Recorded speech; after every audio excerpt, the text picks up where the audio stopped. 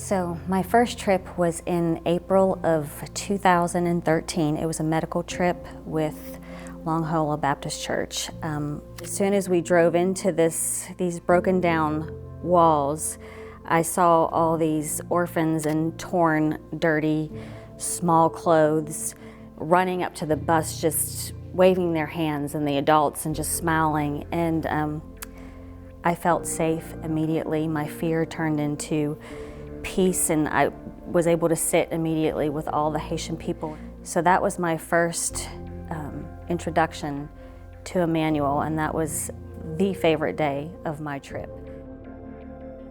My son Matt and I signed up to go on a trip with Long Hollow Baptist Church to Haiti.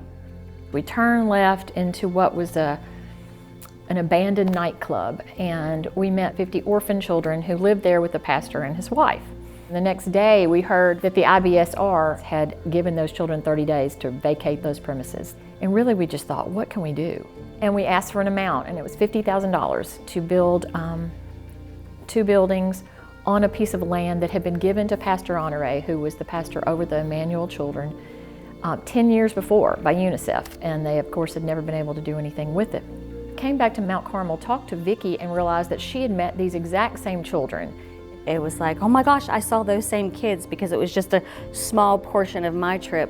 And she had had the same response to these children, and she was overjoyed to find out that, you know, we were going to have this ministry to those particular children. And he thought about it, and most of the trips, most of the teams didn't stop at that place. We just happened to be on the 2 that did.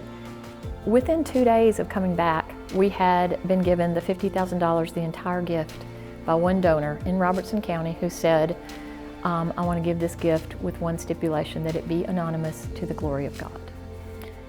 Matt and Vicki and I showed our pictures, told our stories, and Mount Carmel responded. It was unbelievable. Sight unseen, they sponsored every single child, and we had a ministry.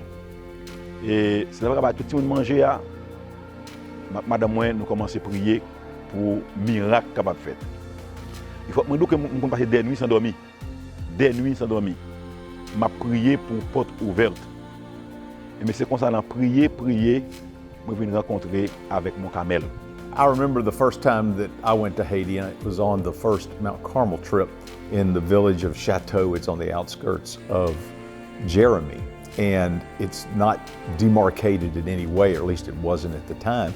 It's just rocks and rubble and a little sparse grass here and there and some sand, and these 2 rudimentary cinder block buildings that were the orphanage, the dormitory for the girls and the boys.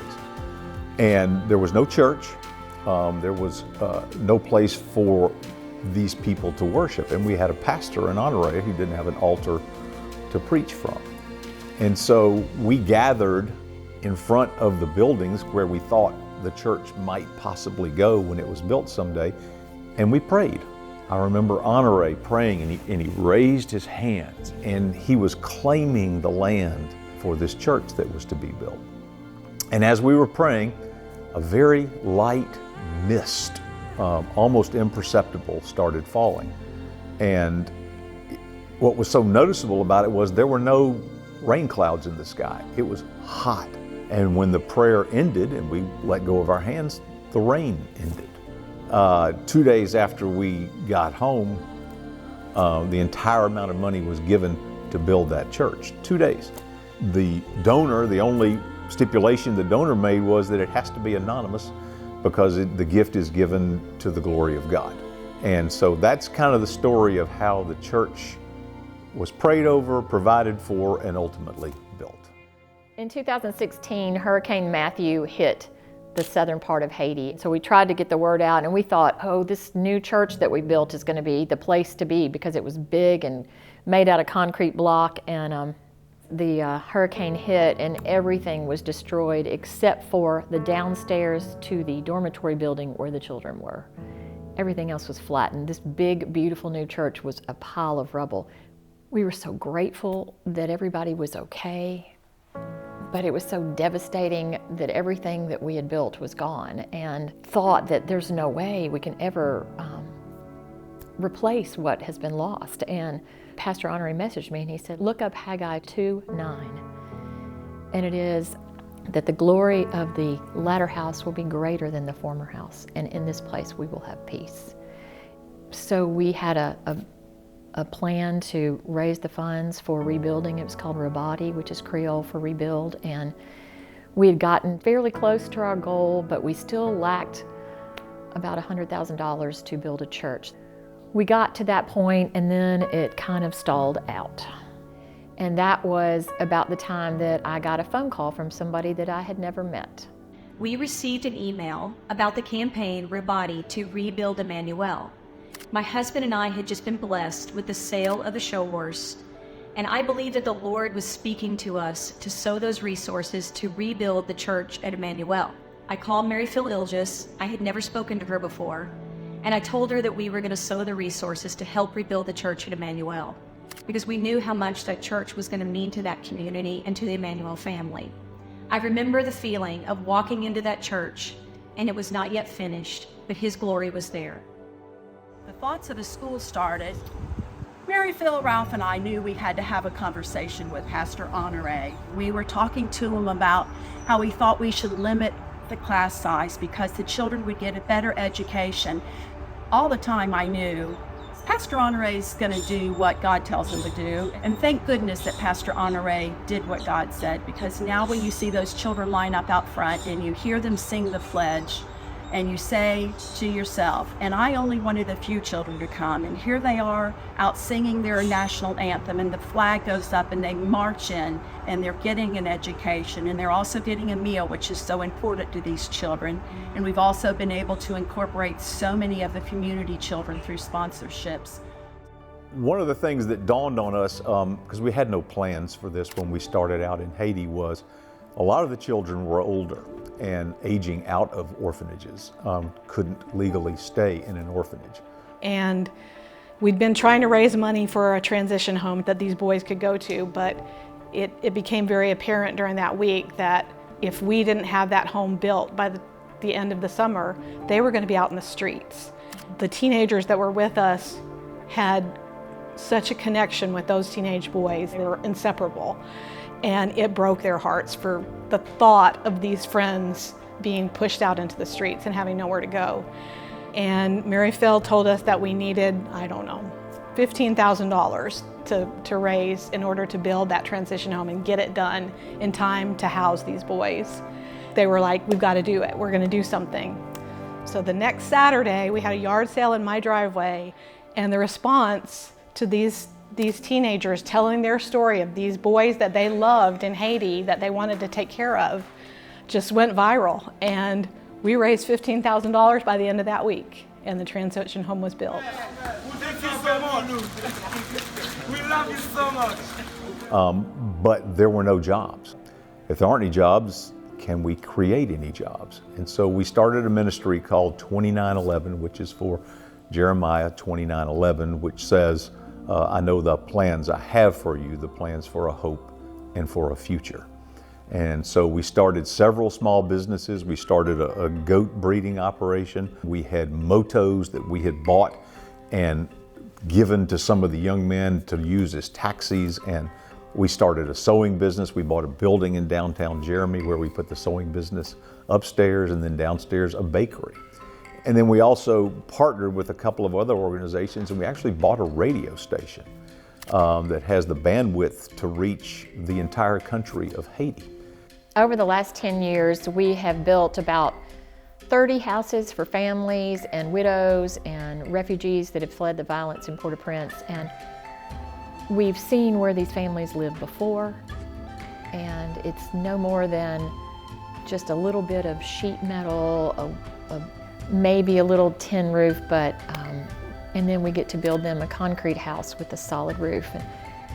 And building these homes changes lives, changes families, and it's just been a joy to be friends with those families.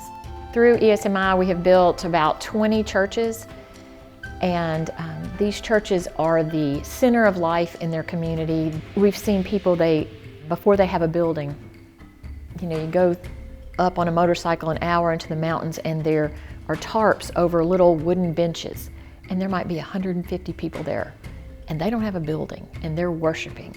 And so to be able to give a solid church home to one of those groups has been just very special, and we consider them our sister churches in Haiti. In the summer, we would just have one gigantic birthday party for all the children in the orphanage. And at Christmas, we have a gigantic Christmas dinner for all the children in the orphanage and hand out presents. And the delight that you see on those children's faces and the adults' faces, I think that's a highlight for just about anyone from any of our mission teams, is to go for Christmas and birthday trips and beach trips to Malibu. Since that very first team in 2014, we have sent 31 teams to Haiti. We've had medical teams, Papa Noel Christmas teams, vacation Bible school teams, transition home teams.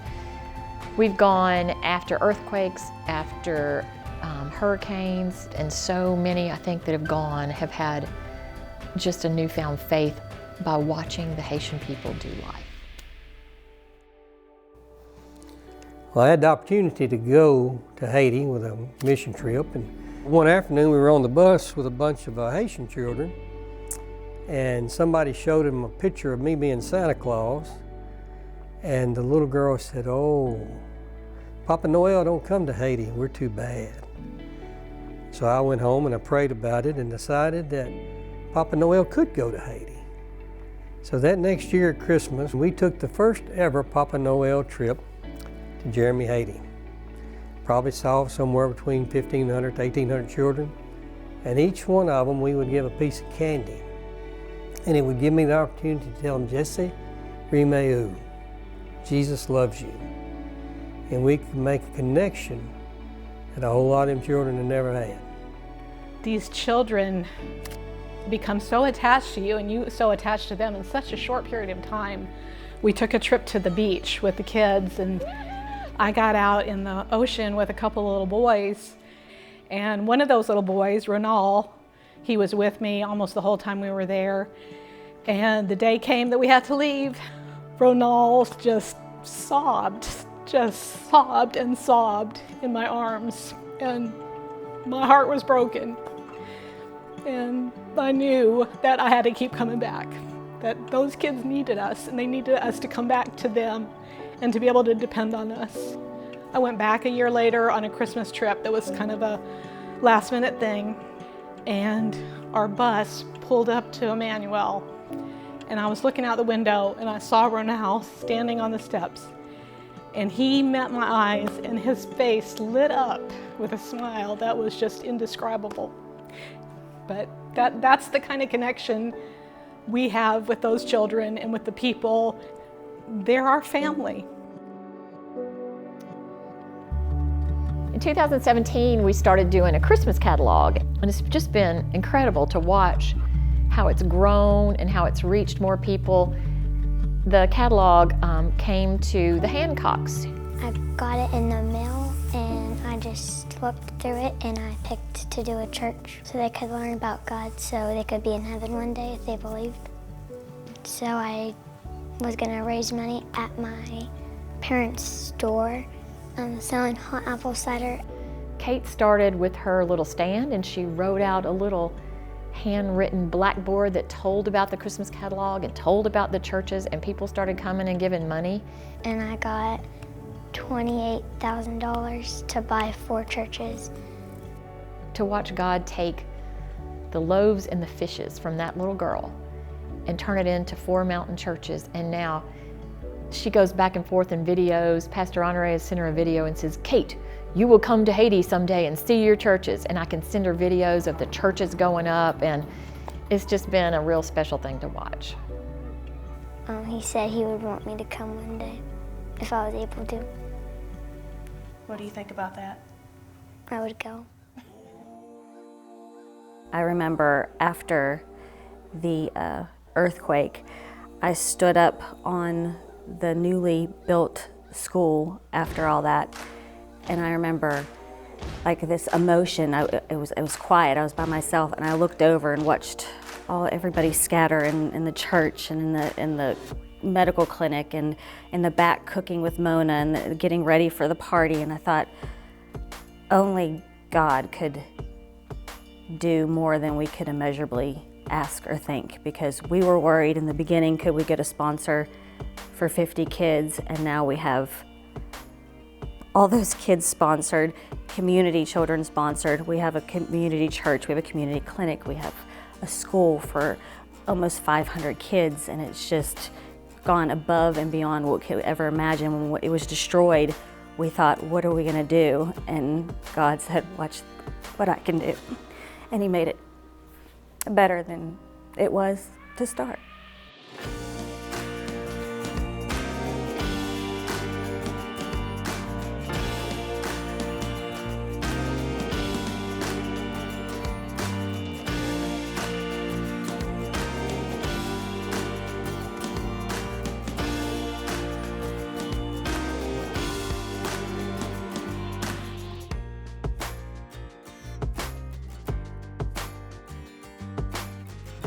They have truly become part of my family and part of our family.